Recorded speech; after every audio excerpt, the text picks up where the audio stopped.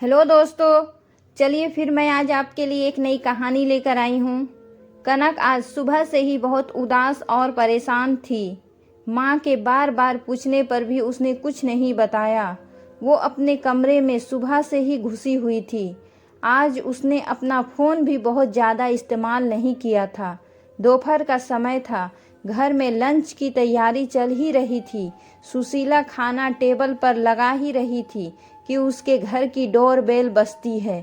प्रेम, जरा देखना कौन है दरवाजे पर, मेरे हाथ में खाना है, सुशीला ने अपने बेटे से कहा। रुक प्रेम, मैं देखता हूँ, कहते हुए राकेश दरवाजे की ओर बढ़े। अरे प्रेमा जी, आप आइए आइए, अंदर आइए। मुस्कुराते हुए राकेश ने अपना हाथ जोड़े और झुककर प्रेमा को अंदर आने को कहा ही था कि उसके पीछे सुशीला आ चुकी थी। अरे प्रेमा बहन, आप सब ठीक तो है? आइए, आप बिल्कुल सही टाइम पर आई हैं। बस खाना लगा ही रही थी डाइनिंग टेबल पर। सुशीला ने प्यारी सी स्माइल देते हुए कहा। हाँ, वो सब तो ठीक है सुशीला, मैं यहाँ कोई खाना खाने थोड़ी ना आई हूँ। अंदर आते हुए प्रेमा ने थोड़ा सा जोश दिखाते हुए कहा। क्या हुआ बहन जी, आप तो नाराज हो रही हैं, कोई बात हुई है क्या? राकेश जी ने प्रश्न सूचक निगाहों से देखते हुए प्रेमा से पूछा। प्रेमा ने उनके प्रश्नों का उत्तर ना देते हुए कहा। कनक कहाँ है? जी, वो अपने कमरे में है, अभी बुलाए देती हूँ।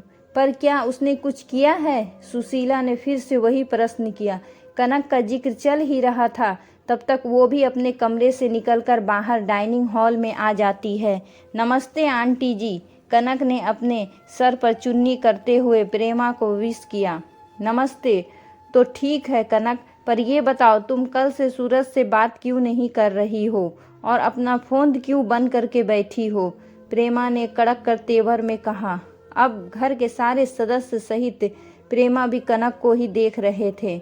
देखो सूरज बहुत ही इमोशनल और हठीले स्वभाव का लड़का है। अगर तुम दोनों के बीच कुछ हुआ है तो तुम अपनी ओर से सॉरी बोलकर रफा दफा कर दो। मैंने तुम दोनों की सगाई के बाद शादी में 4 हफ्तों का टाइम इसलिए रखा है ताकि तुम दोनों आपस में बातें कर सको, एक दूसरे को जान सको, इसलिए नहीं कि रोज रोज मुंह फुला के गुस्सा करके बैठ जाओ। कनक, क्या हुआ? और प्रेमा आंटी सही तो कह रही है। अरे छोटे मोटे झगड़े तो अक्सर होते ही रहते हैं कपल्स में। अब हमें ही देख लो, शादी के इतने दिनों बाद भी तेरी माँ मेरे से रोज झगड़ा कर ही लेती है, फिर भी मुझे सॉरी बोल मामला रफा दफा करना ही पड़ता है। राकेश ने कनक से जोली अंदाज में इस्माइल के साथ कहा। आप तो रहने ही दो, बच्चों को ऐसे टाइम पर भी ना ये एग्जाम्पल देना। बेटा कनक, अगर कुछ है तो हमें बताओ। कल को आपकी शादी सूरज से ही होनी है, इतना अच्छा लड़का हमें फिर नहीं मिलेगा। प्रेमा दीदी सही कह रही है। सुशीला ने भी कनक को समझाने की कोशिश की। कनक, हम तो अपने दोनों फैमिली के भले के लिए कह रहे हैं। शादी के इनविटेशन कार्ड तक बट चुके हैं, सारे रिलेटिव्स को पता चल चुका है। अब अगर कुछ होता है तो क्या कह के उन्हें मना करेंगे? ये हमारी दोनों फैमिली की नाक का सवाल है। और अब प्रेमा ने सुशीला की ओर देखा। सुशीला, मैंने तुम्हारी बात पर भरोसा करके अपनी दोस्ती को रिश्तेदारी में बदलने की कोशिश की, लेकिन ये कनक तो कल से सूरज को नाराज करके बैठी है। वो कह रहा है, माँ तुमने ना जाने कैसी अनपढ़ टाइप की लड़की ढूंढी है मेरे लिए। अब तू तो जानती है सुशीला, मेरा सूरज बाहर पढ़ा लिखा है और ऊपर से थोड़ा हठीला है। अगर उसने एक बार मना कर दिया तो फिर अपने बापू की भी नहीं सुनेगा। अब तू देख ले, उसे सॉरी बोल के मनाना तो पड़ेगा। अब कनक कुछ बोलती उससे पहले ही वहाँ पर बैठी कनक की छोटी बहन डॉली बोल पड़ी। दीदी क्यों सॉरी बोलेगी जब कोई गलती ही नहीं है? सॉरी तो आपको और आपके बेटे सूरज को बोलना चाहिए। डॉली की बात सुन के सब हक्के बक्के और हैरान होने लगे। क्यों डॉली, या क्या कह रही है तू?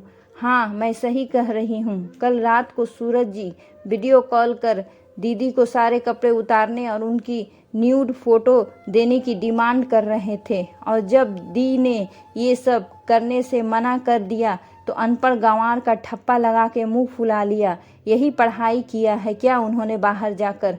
डॉली ने रौब झाड़ रही प्रेमा को उल्टा कटघरे में खड़ा कर दिया। नहीं नहीं, ऐसा नहीं है, तुम शायद गलत समझ रही हो।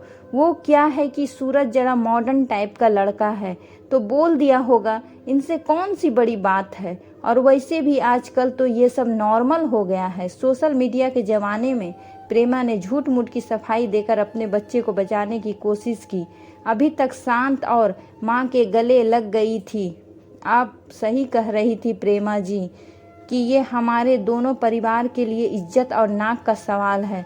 पर अब सोचने वाली बात यह है कि नाक किसकी कटी है, आपके परिवार की या हमारे परिवार की।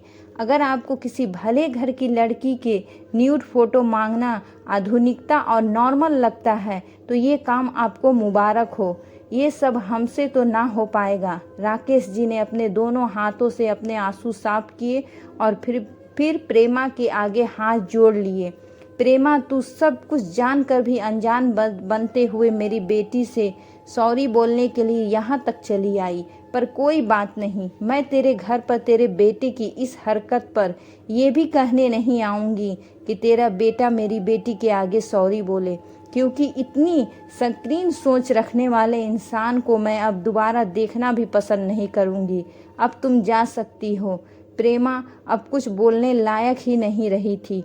वो अपना मुंह सा लिए चुपचाप वहां से जाने लगती है। राकेश और सुशीला अपनी बेटी को अब गर्व से सीने से लगाते हुए कहते हैं, ऐसा पढ़ा लिखा होने से अनपढ़ गंवार होना ही लाख गुना अच्छा है।